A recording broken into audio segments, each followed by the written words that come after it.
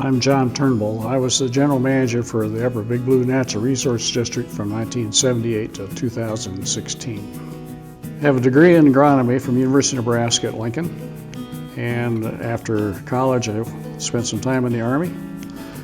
And in 1975, I was looking for other work and called one of my old college friends, who at the time was the manager of the Little Blue NRD at Davenport. And Dave put me in contact with the person who was the chairman of the board at the time at the Tri-Basin NRD in Holdridge. And I submitted an application and went through the interview process and got hired. And that was in June of 1975. So the districts were just 2.5, 3 years old at the time. And I spent 2.5 years in Holdridge, and then this position opened up here in York. And I was encouraged to apply, so I did, and was fortunate to get hired.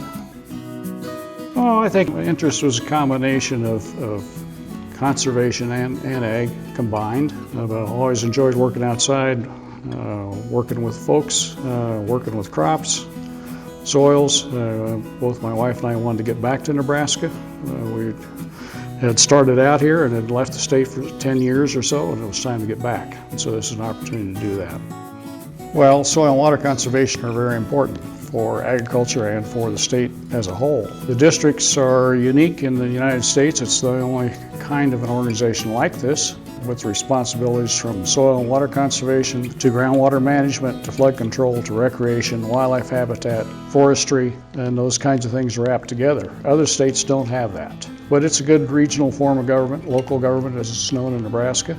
It is responsive to the citizens of an area, but it covers a large enough area, meaning several counties, that it can be a regulatory agency and a leader in conservation without being too close to the folks that are being regulated.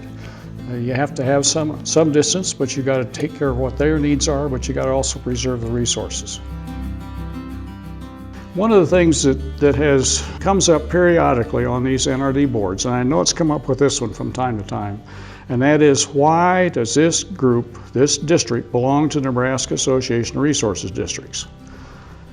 Because the dues are pretty steep. I don't know what they are this year, but they're well north of $20,000, $30,000 a year.